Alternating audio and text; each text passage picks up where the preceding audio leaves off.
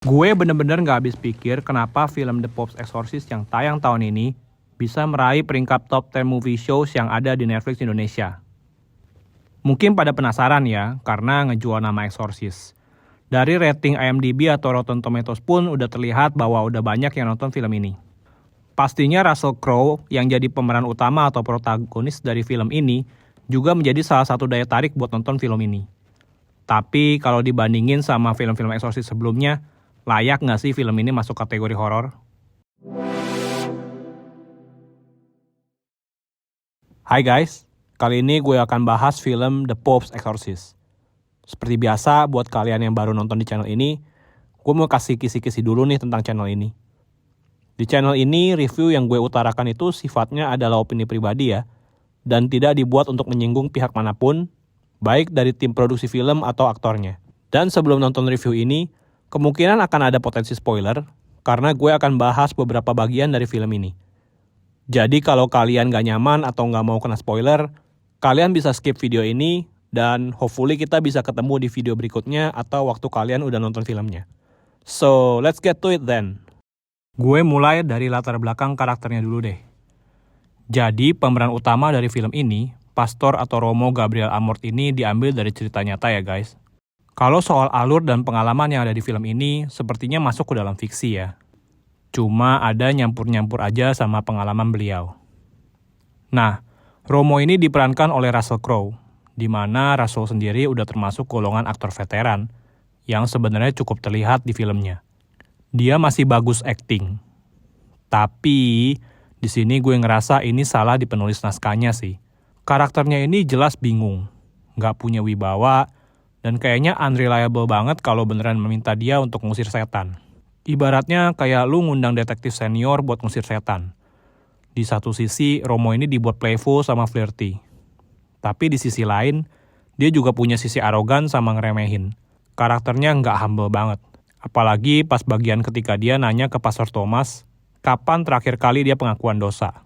Romo Amort ini suruh skip semua dosanya dan tanya, yang penting udah nyesel kan? Terus langsung ampunin dosanya. We just have to get this done. Remeh temeh banget gak sih? Kenapa dia gak mau tahu detail dosanya orang ini apa aja? Kenapa gak benar-benar serius ngedengerin ceritanya? Ini beneran pastor nih. Kalau ngelihat latar belakang dari Romo Gabriel Amort ini, kayaknya lebih menarik ya. Gue bahas aja sedikit di sini. Kabarnya, pastor khusus dari Vatikan ini udah ngusir lebih dari 100.000 setan. Walau sebenarnya gak ada faktanya ya guys. Gak ada catatan atau rekod resmi dari Vatikan tentang ini. Romo ini juga udah nulis beberapa buku, seperti An Exorcist Tells His Story, yang diterbitin tahun 1990. An Exorcist Explains the Demonic, The Antics of Satan and His Army of Fallen Angels di tahun 2016. Sama yang terbaru, buku My Battle Against the Satan, yang dipublish di tahun 2017. Mungkin kalau kalian tertarik, kalian juga bisa kok cari video interviewnya sama dia di CNN, atau bahkan ada video ketika dia melakukan ritual pengusiran setannya. Kalau dibanding sama film ini, beda banget deh. Kalau yang di film ini, Romo setempat pun bahkan gak bisa masuk ke satu ruangan sama setan ini. Waktu gue ngeliat ini, gue ngakak sih. Menurut gue, ini komedi banget di bagian ini. Bring me the praise. I'm here to help, Julia.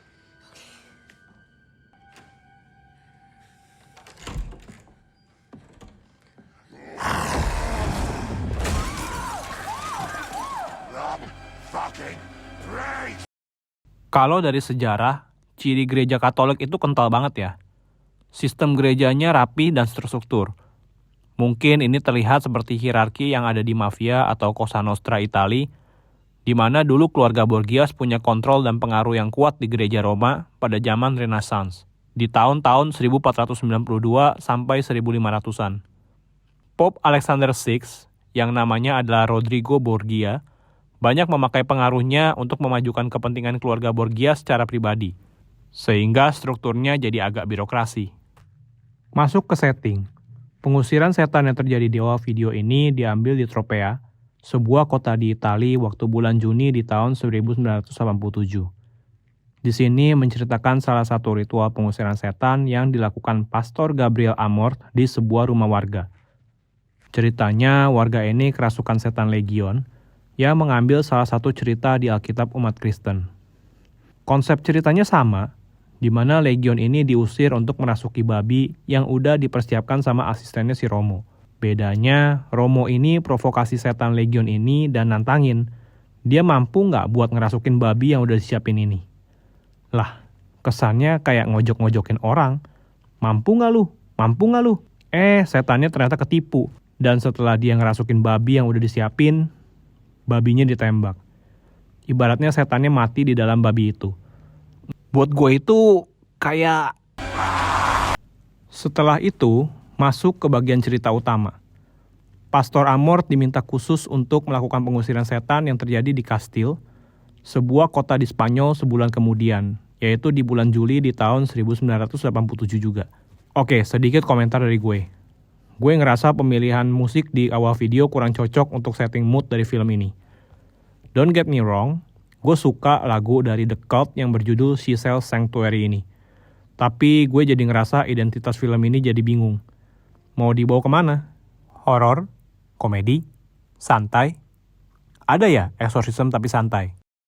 Storyline-nya gue nggak bisa kasih banyak komentar, karena ceritanya mainstream dan linear banget. Jujur karakter-karakter lainnya nggak ada yang memorable sih buat gue. Semuanya kayak plot device doang. I could care less about them.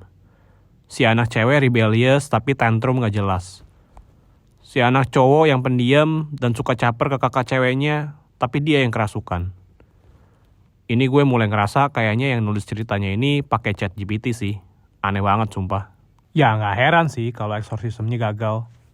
Jujur gue udah hilang interest sih untuk nonton film ini. Menurut pendapat gue pribadi, ini bukan film horor.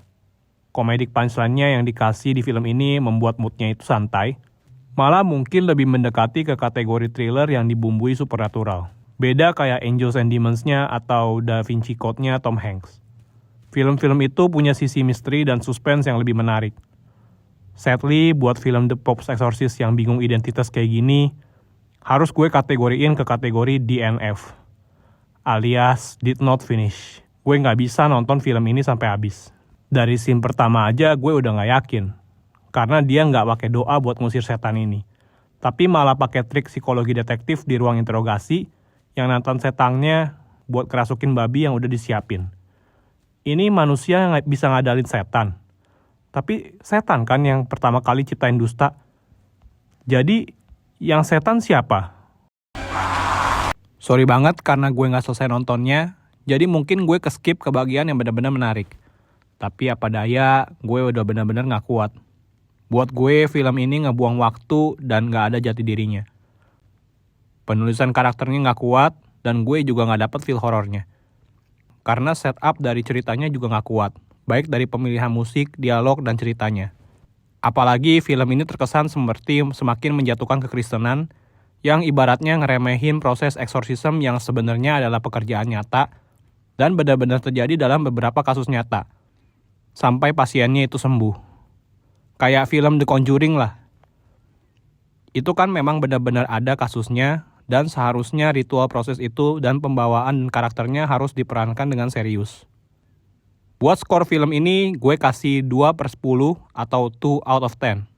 Gue masih kasih nilai 2 karena dia berhasil buat gue ketawa aja. Untuk kalian yang level horornya masih terbilang pemula, mungkin bisa nonton film ini. Tapi kalau kalian pecinta horor, please skip film ini. Mendingan kalian nonton The Exorcism of Emily Rose yang tahun 2005, Insidious, atau bahkan film The Conjuring buat kalian yang belum pernah nonton. That's it for my review this time guys. Thanks banget buat kalian yang udah nonton video gue sampai habis. Kalau kalian suka review gue kali ini, boleh bantu like video ini dan gue harap gue bisa ketemu kalian lagi di video review gue selanjutnya. Bye and take care.